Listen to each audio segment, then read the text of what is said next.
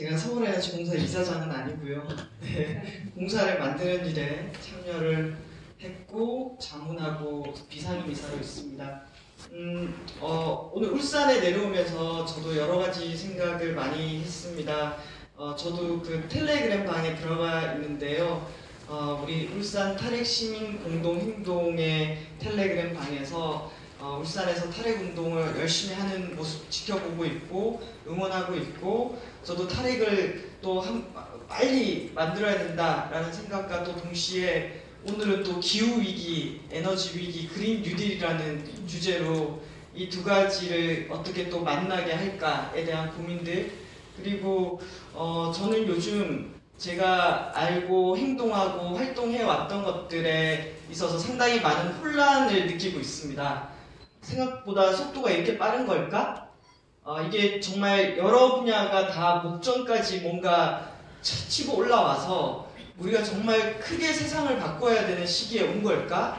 이런 정말 여러 가지 질문들이 제 머릿속에서 떠나지 않아서 예전처럼 이겁니다, 이렇게 해야 됩니다 라고 예전에는 뭔가 분명하게 얘기할 수 있었는데 지금은 뭔가 분명하게 얘기하기에 문제들이 너무나 다양한 곳에서 막 터지듯이 일어나고 있다라는 생각이 들었습니다.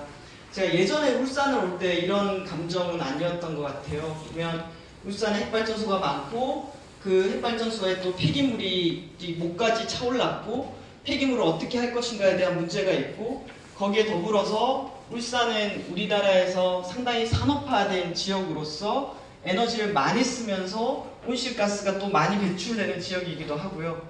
동시에 기후 규제가 작동하면서 산업이 변하고 그 속에서 자동차 산업의 미래가 매우 불투명해지는 가운데 울산 현대부터 시작해서 현대가 이 갈 길에 대해서 진로를 느낄 정도로 위기 상황이라면은 그걸 바치고 있는 수많은 작은 공장들과 거기서 일하는 노동자들, 이런 것들이 정말 한꺼번에 마치 닿듯이 우리에게 숙제로 다가오고 있는데 문제는 이 숙제를 어떻게 풀어갈 것인가에 대한 길이 보이지 않는다는 겁니다. 누군가 각각의 문제를 끼어들어서 이 문제를 풀기 위해 사람들을 만나고 대책을 세우고 적어도 우리가 이 정도까지는 할 수 있겠다라는 논의가 활발하게 벌어지고 있다면은 뭔가 방향이 보인다고 할 텐데, 여러 곳에서 문제는 복합적으로 터지는데 이 문제를 어떻게 풀어갈 것인가에 대한 방향이 보이지 않는다는 게 제가 요즘 느끼는 답답함입니다. 그러면서 생각하는 것이 지금 우리가 갖고 있는 이런 문제들은 매우 누적되어 왔습니다. 핵발전소를 계속 쓰고 쌓아왔던 거, 현재의 산업구조를 유지해왔던 거, 그리고 돈을 버는 일에 집중해왔던 거, 경쟁사회에서 살아가는 거, 노동자가 하루에 3명씩 산재로 죽어도 거기에 대해서 적극적으로 집중하지 않았던 이런 사회들, 그런 사회들이 쌓여져 왔던 것의 결과가 지금 우리의 모습이 아닌가라는 생각이 들었습니다. 어디서부터 풀지? 어떻게 풀지? 어떻게 보면 이런 문제들은 현재의 우리 정치 시스템이 풀 수 없는 문제일 수도 있겠다라는 생각이 들었습니다. 왜냐하면 핵발전소를 중단하고 핵폐기물에 대한 답을 찾는 것, 기후위기라는 거대한 이 위기에 맞서가지고 화석 연료로부터 벗어나는 것, 이 계속 생산해서 팔아야만 수익을 얻는 구조에서 지금까지의 산업이 만들어 왔던 것들을 이 산업이 이제 후퇴하고 무너질 수도 있으니, 무너지고 후퇴할 때 거기에 관련된 사람들의 삶과 미래를 어떻게 준비할지에 대해서 논의를 시작하는 것, 이런 것들은 한 해, 두 해가 아니라 매우 장기적으로 계획을 세우고 지금 시작하면은 10년 뒤에나 답을 얻을 수 있는 그런 얘기들입니다. 그런데 우리의 정치 시스템은 3년, 4년, 5년 단위로 되어 있기 때문에 뭔가 10년 안에 숙제로 하는 일을 시작하는 정치인들이나 도지사나 시장은 없습니다. 다들 이 정부에서도 반환점을 돌면서 자, 이 정부 절반이 지났다, 이 정부의 성과가 나올 만한 일들에 집중해라 라고 얘기를 하고 있거든요. 그런데 오늘 우리가 지금 다뤄야 할 일들은 2, 3년 안에 성과가 나는 일들이 아니다라는 겁니다.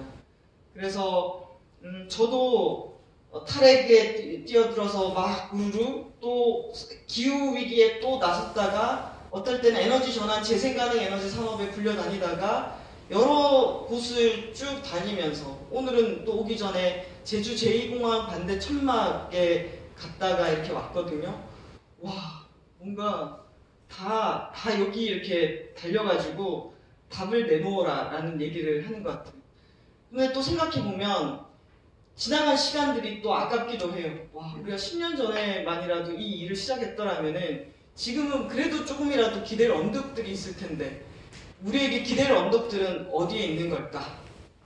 그러면서 그럼 지금부터라도 기댈 언덕을 만들어야 되지 않을까? 요즘 저는 이런 고민을 하고 있습니다.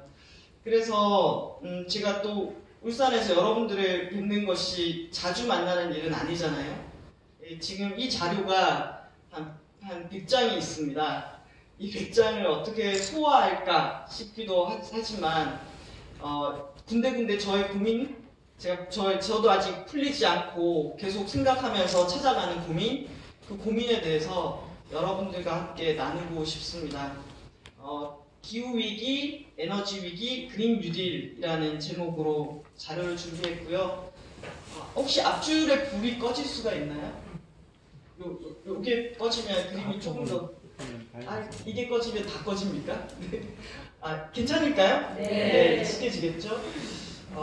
제가 요즘 머릿속에 계속 생각하는 건 속도입니다. 속도가 빨라졌다. 84년도의 북극의 면적과 2016년도의 면적을 비교해보면 절반이 사라졌죠. 이 눈에 보이기에 절반이 줄어드는데 걸린 시간이 30년입니다. 그런데 남아있는 절반은 30년을 기다려주지 않을 겁니다. 결국 10년에서 15년. 이 얘기는 2020년에서 2050년 이 사이를 어떻게 우리가 살아가는가가 너무 중요한 시점이 되어버렸다 라는 것을 보여주는 것 같고요. 올해 저에게 충격적인 사진, 이런 상황으로 전개되고 있구나.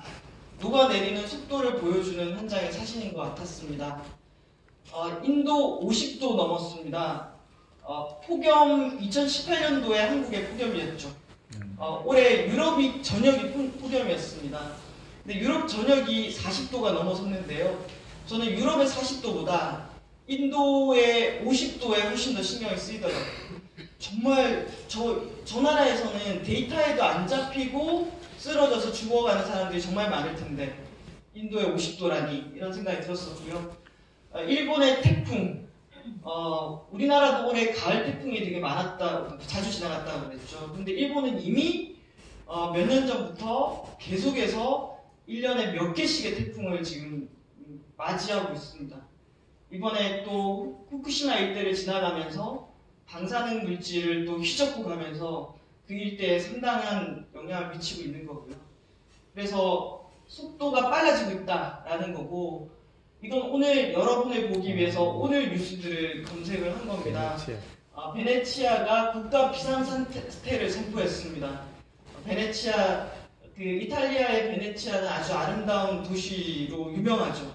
그런데 지금 도시의 80%가 침수되어서 물 난리가 났습니다. 여기도 오늘 상당히 인상 깊은 뉴스 중에 하나인데요. 기후위기가 심각하다. 기후위기에 대응해서 베네토 지역 우리로 치면 이 지자체 의회였던 것 같습니다. 지자체 의회에서 기후위기 대응을 위해서 예산을 더 써야 된다라는 안이 올라왔는데 그걸 부결시키고 난 직후에 여기 보면은 의회가 침수되는 상황입니다. 저는 이런 것들이 매우 상징적으로 우리에게 다가온 현장들을 얘기해 주는 게 아닌가 싶었습니다. 이건 13일 호주 전역에 지금 산불이 나서 난리죠. 이 산불을 생각하면 올해 초에 우리나라 강원도에서 났던 산불 기억나실 겁니다. 점점 더 습하고, 점점 더 마르고, 이런 날씨가 계속되고, 나무는 바짝 말라있고, 한번 불이 나기 시작하면은 꺼지지 않고 확산이 되는 겁니다. 그래서 퇴임한 호주의 소방청장들이 모여서 기자회견을 하면서 우리 이미 예견하고 있었다. 그래서 정부가 더 기후 대응에 나서야 된다라고 얘기했는데 무시당하고 있다. 이러면 안 된다. 이런 얘기로 나오고, 이 호주 전역에 산불이 나고 있는 지역의 10개 자치구의 시장들이 오늘 성명서를 내서 정부로 하여금 기후위기 대응이 너무나 심각한 상황이다라고 얘기를 하고 있습니다. 그래서 지금 이 순간 지구 곳곳에서 일어나고 있는 이런 현상들은 아까 제가 이 사진으로 보여드렸던 이것들의 절박함, 정말 2020년에서 2030년 사이가 우리에게 이 다가올 변화가 매우 급박하게 일어날 것이다 라는 것들을 보여주는 장면들이라고 저는 생각합니다. 그런데 시대의 변화가 매우 급격했는데요. 기후위기, 기후변화라는 걸 보면 상당히 단시간에 일어나고 있는 일이다 라는 것들을 알 수가 있습니다. 보면 조선시대에 우리 에너지 뭐 쓰고 살았겠습니까? 지금처럼 화석 에너지 썼을까요? 다 나무 쓰고 살았습니다. 그래서 쭉 보시면은 요 빨간색이 인류가 어떤 에너지를 써왔나 했을 때 빨간색이 전통적인 바이오 연료, 즉 나무를 얘기하고 있습니다. 그러다가 등장한 게 이 회색이 석탄입니다. 그리고 요게 석유고요. 이게 가스고, 그 다음 이제 수력이고, 핵발전이고, 재생가능 에너지 이렇게 되고 있습니다. 이렇게 치면 실제 여기 우리 연탄 쓰시다가 가스로 난방 바뀐 세대들 있으실 거고, 70년대, 80년대 집에 차 있으면 정말 부자였잖아요. 근데 지금은 집마다 차를 많이 갖고 있습니다.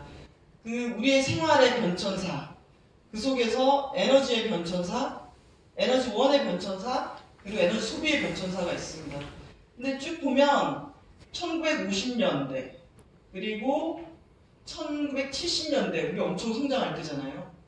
이렇게 치면 실제 우리가 화석 에너지를 꺼내서 엄청나게 쓰기 시작한 거는 100년 안짝의 일이다라고 보시면 될 것 같아요. 그래서 이 세대, 지금 여러분과 제가 이렇게 살아서 숨쉬는 이 시기가 지구 역사상 가장 빠른 속도로 그리고 가장 많은 양의 화석 에너지를 태워서 대기 중에 CO2 농도를 높이고 있고, 그리고 가장 단시간에 빠른 속도로 지구의 평균 온도를 올리고 있습니다. 그래서 이게 대기 중에 이산화탄소 농도 증가되는 모습을 보여주고 있는 건데요. 1000년하고 2000년 사이에 보면은 요 시기부터 쭉 올라가죠. 그래서 이걸 하키 스틱 같이 생겼다 그래서 하키 커브라고도 합니다. 가장 짧은 시기에 화석 에너지를 집중해서 쓰고 대기 중에 온실가스를 농도를 올려서 산업화 이전보다 약 1도 가까이로 올렸습니다. 그게 지금 여기에 있는 여러분과 제가 살아가는 이 시대이고요. 그래서 이 산업화 이전보다 지구 온도가 1도 가까이가 올랐는데 거기에는 여러 가지 원인들이 있습니다. CO2, 화석 에너지를 주로 사용하는 것, 70% 이상. 그리고 폐기물이라든지 농업, 축산에서 발생하는 메탄, 그리고 에어컨, 냉매나 산업 공정에서 나오는 아주 온난화 지수가 높은 온실가스들, 이게 대기 중에 뿜어져 나오는 겁니다. 저도 오늘 여러분 만나려고 이동하면서 화석 에너지의 힘을 빌려서 여러분을 만나게 됐고요. 그러면 우리나라에 5천만이 오늘 또 대기 중에 뿜어냈을 거고, 세계 인구가 오늘 하루도 대기 중에 뿜어내면서 온실가스 농도를 높였을 겁니다. 이 거대한 일이 아까 축적되면서 홍수라든지 태풍이라든지 가뭄이라든지 이런 형태로 나타나고 있는데, 북극의 해빙이 녹아내리는 그 속도를 봤듯이 2020년부터 2030년 사이에서는 그러한 현상들이 더 극단적으로 자주 일어날 것이다 라는 것이 앞으로의 전망이고요. 그 속에서 누가 이제 어떻게 할 거냐, 온실가스 배출량 줄여야 되는데 라고 하면서 국제사회가 회의를 하기 시작했고, 그 회의를 한 지가 25년째가 되는 해가 올해입니다. 25년째 국제사회는 모여서 온실가스 누가 줄일 거냐, 얼마나 줄일 거냐 이걸 가지고 따지기 시작했고, 여기에 보면은 이건 배출량에 비례해서 누가 많이 배출하는지를 그린 건데요. 중국이 전 세계 배출량의 27%를 배출하고 있습니다. 미국이 18.9%, 그러니까 두 개 나라를 합치면은 45%가 넘습니다. 그러니까 정말 배출량이 큰 거죠. 그리고 나머지 세 개가 인도, 러시아, 그 다음에 일본, 그 다음이 독일, 한국, 우리나라 중 이산화탄소 배출량으로 치면 세계 7위입니다. 많은 에너지를 수입을 합니다. 수입을 해서 그걸로 다시 석유를 정제해서 되팔기도 하고, 조선, 철강, 자동차, 반도체, 에너지가 없는 나라에서 에너지를 수입해서 물건을 만들고 그걸 팔아서 먹고 사는 한국 시스템인 거죠. 그래서 우리나라의 에너지 소비량은 상당 부분 세계 10등 안에 들어가 있다라고 보시면 됩니다.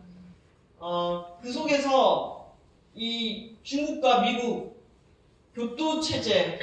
교토체제는 아니 지구온도 누가 올렸냐, 선진국이 올린 거 아니냐, 그러니까 선진국이 먼저 책임져라 라고 하면서 이 교토의정서에서는 선진국이 먼저 90년대 수준으로 온실가스를 줄이는 것을 약속했습니다.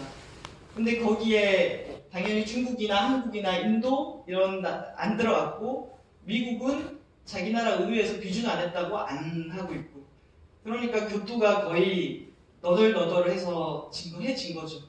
그러면서 지금 보면은 교토 체제에 안 들어간 중국이라든지 인도라든지 한국 같은 나라들, 아니 이러면 어떻게 안 되잖아 이렇게 하면서 만들어진 게 파리 협정입니다. 파리 협정은 모든 나라가 온실가스를 줄인다. 그리고 그래서 역사적 책임 얘기도 하는데요. 지금은 중국이 많이 배출하지만 사실은 역사적으로 누가 누적한 걸 다 더해보자 라고 했을 때 누가 1등이냐? 그럼 이제 미국, 유럽, 그러면 이제 중국도 3위가 됩니다. 우리나라도 역사적 배출량으로 치면은 12위 정도가 됩니다. 7위까지는 아니지만 역사적 배출량에서도 상위권에 올라가 있다라는 걸 볼 수가 있고요. 이거는 기후변화 때문에 누가 어떤 나라가 고통받는지를 2016년도까지 집계해서 보여주는 건데요. 보면은 빨간색이 진한 곳들이 기후변화 때문에 피해를 많이 입는 곳들입니다. 그리고 가장 피해를 많이 입는 나라들, 온두라스, 아이티, 미얀마, 니카라구아, 필리핀, 방글라데시, 이런 지역들이 엄청나게 기후위기 때문에 피해를 많이 입는 지역이죠. 그래서 기후 문제가 접근하기 쉽지 않은 것이, 눈에 보이지 않는 온실가스 배출이 지구 전체의 평균 온도를 올리고, 지구 전체 안에서도 많이 배출하는 나라와 적게 배출하는 나라, 그리고 그로 인해서 피해를 많이 받게 되는 민감 지역, 이런 것들이 뚜렷하지 않다 보니까 이 직접적으로 내가 배출했어 라고 해서 적발하고 이렇게 할 수 있는 문제가 아닌 거, 대부분의 환경 문제가 그렇습니다만 그런 상황이었습니다. 그래서 이렇게 상징적으로 얘기를 많이 하죠.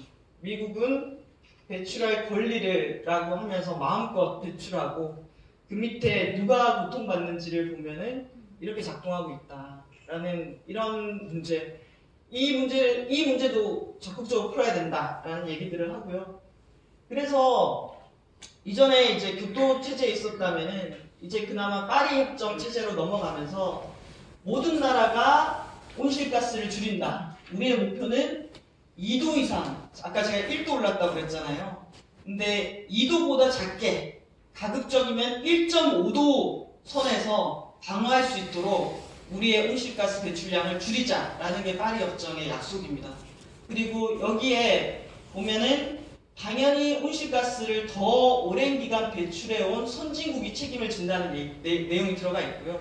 또 여기에 보면은 2020년부터, 내년부터입니다. 개도국이 기후변화 대응에 나설 수 있도록 매년 1,000억 달러, 우리나라 돈으로 120조 정도의 돈을 만들어서 그것을 개도국을 위해서 지원한다라는 약속이 전제가 됐기 때문에 파리 협정이 만들어질 수 있었습니다.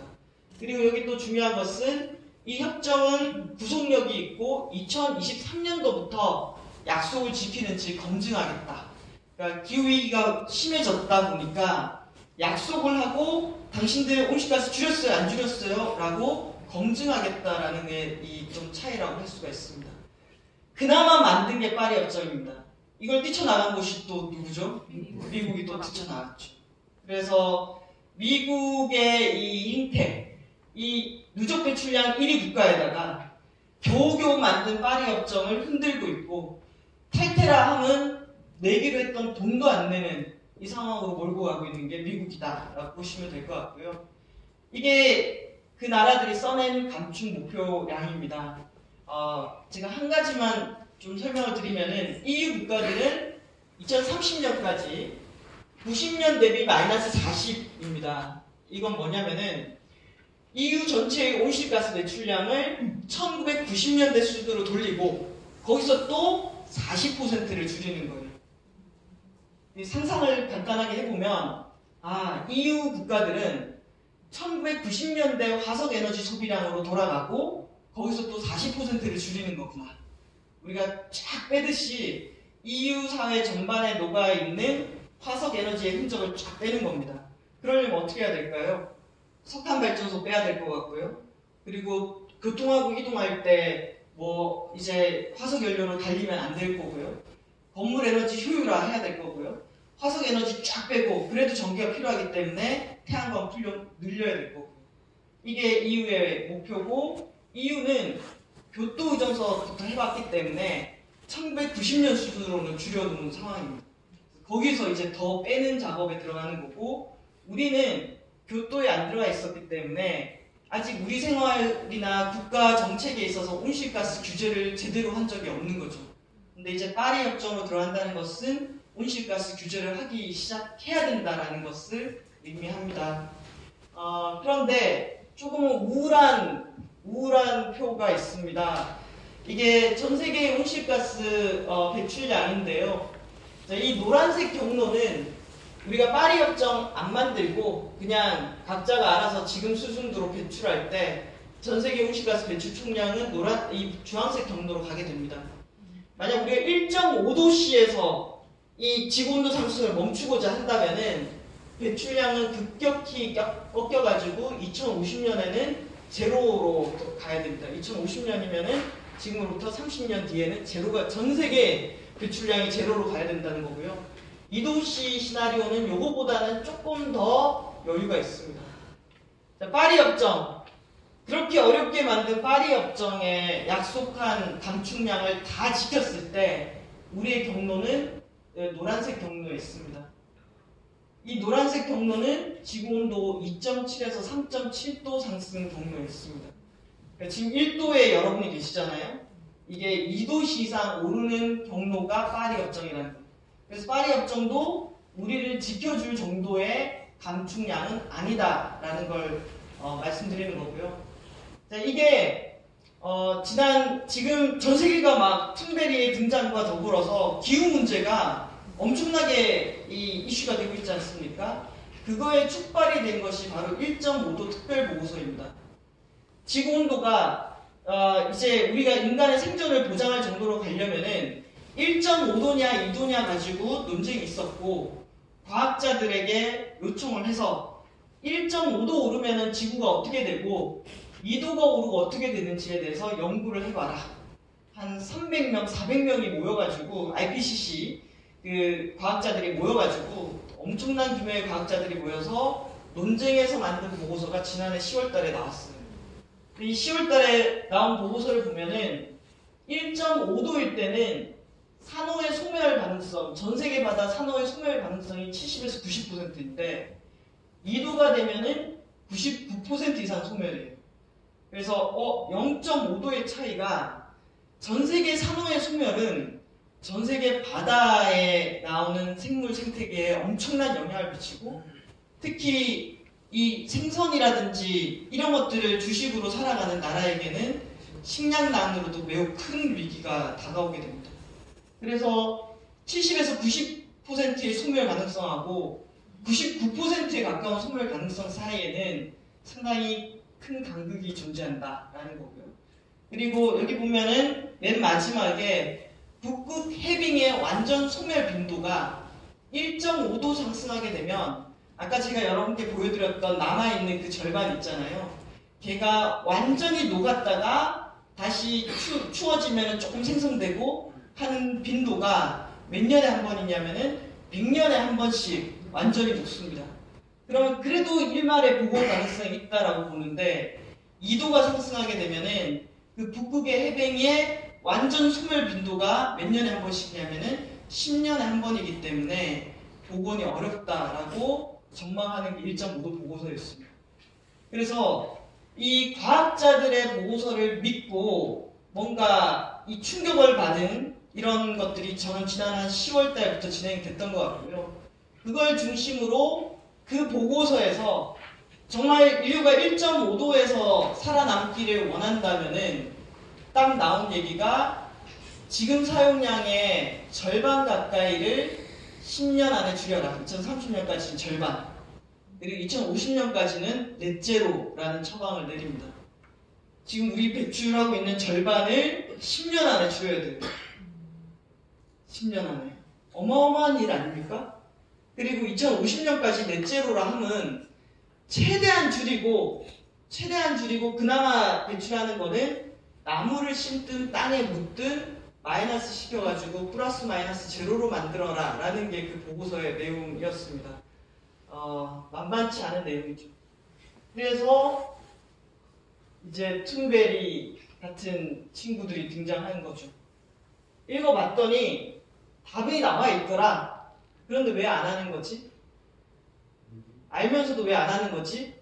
화석에너지 줄이는 게 우리 지금 해야 되는 일인데 왜 못 줄이는 거지? 라고 질문을 던지고 있는 거고, 우리는 화석에너지에 기반한 이 시스템 안에서 돌아가는 산업과 경제와 우리의 이 체제? 이 속에서 10년 안에 화석에너지의 절반을 뺀다? 이런 것들에 대해서 엄두안나하는 거죠. 그게 현실의 우리의 모습이다라고 보시면 될 것 같고요. 그래서 이거에 더 강렬하게 저항하는 그룹들이 나타나기 시작했습니다. 영국의 멸종 저항 그룹들.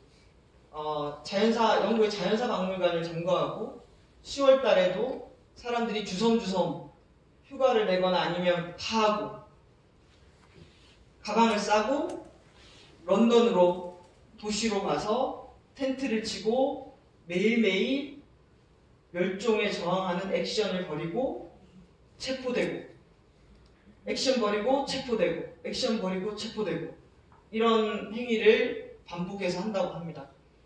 저도 그 분위기가 너무 궁금해서 10월 달에는 그 멸종저항 텐트에 갔다 온 분이 한국에 왔다고 해가지고 만났는데요. 두 가지의 흐름이 진행되고 있다고 합니다. 한쪽은 어쨌든 온실가스 빨리 줄여야 된다라고 촉구하고 행동하는 그룹. 한쪽은 이미 돌이킬 수 없는 상황이기 때문에 애도하고 이 상황을 받아들이는 그룹. 이렇게 나누어져 있다고 하더라고요. 그래서 저희는 지금 그런 것들이 감각이 안 오잖아요.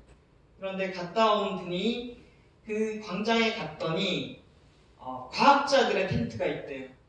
그럼 그 과학자들의 텐트에 가면 실제로 과학자들이 앉아 있어서 자기가 연구한 것들, 자기가 지금 생각하는 것들, 그리고 지금 왜 이게 이런 상황인지, 왜 자기는 늦었다고 생각하는지, 이런 것들을 묻고 답하고 그런 상황들이 진행이 되고 있다고 합니다. 그래서 기후위기나 이 문제를 인식하는 정도가 나라별로 매우 다르다. 보면 여기는 1.5도씨 특별보고서를 받아들이고 거기에 따라서 반응하는 사회이고, 한국은 1.5도씨 보고서가 채택된 나라인데도 그 보고서의 존재 또는 그 보고서의 내용 자체를 이렇게 받아들이지 않는 거예요. 그래서 저 표에 나타나는 표로 정리된 수치로 받아들이는 거죠. 그래서 이 차이들, 여기는 6월 22일 독일의 탄광을 폐쇄하기 위해서 시민들이 모여서 이렇게 선로 위에 앉아서 1박 2일 동안 액션을 했다고 합니다. 이게 정말 중요하다라고 생각하고 움직이는 거죠. 이런 흐름들이 있고요. 전 세계 특히 9월 달에 유엔 사무총장이 불렀습니다. 기후 행동 정상회담. 정말 이제는 행동해야 될 시점이다 라고 불렀고, 이번에 부른 목적은 파리 협정에 따른 감축이 2021년부터 본격화되는데 알다시피 지금 상황으로는 지구를 안정화시킬 수 없으니 각국 정상들을 불러서 당신들 감축 목표를 좀 더 잡아달라라고 요구하기 위해서 불렀습니다. 그렇게 불렀지만 실제로 감축 목표를 높게 낸 나라들은 거의 없었던 걸로 알고 있습니다. 그래서 열심히 다들 모여서 시위를 했고 한국에서도 처음으로 5,000명 정도 모였습니다. 한국에서 기후 문제 가지고 5,000명 모은 거, 그리고 전국적으로도 또 액션에 들어가서 전국적으로 1,500명까지 하면은 한 6,500, 7,000 단위가 기후 행동에 나섰다라고 보여집니다. 9월 27일에는 청소년들이 기후 스트라이크를 하기도 했었습니다. 미래를 위한 금요일이라고 툰베리가 금요일마다 학교 안 가고 기후 시위했던 것들이 이제 전 세계로 확장이 되어서 한국에서도 이렇게 움직이고 있는데요. 보면 이 친구들이 하고 있는 메시지가 한국 정부의 기후 위기 대응 점수는 빵점이다. 기후 위기에 작동하지 않고 있다. 이런 얘기를 전달하고 있습니다. 이번 전 세계에 기후 위기 이렇게 집회나 액션이 강화되면서 기후 비상 선언을 선포하라 라는 압박 때문에 각국 국가나 지자체가 실제로 기후 비상 사태를 선언하고 있습니다. 기후가 비상이다. 그러면 기후 비상 선언을 하는 이유가 뭘까요? 기후 비상 선언을 하는 이유는 평소에도 우리가 정부나 또는 지자체를 운영할 때 해야 할 일들이 얼마나 많아요. 복지부터 시작해서 일자리, 교육, 문화 해야 될 일들이 정말 많죠.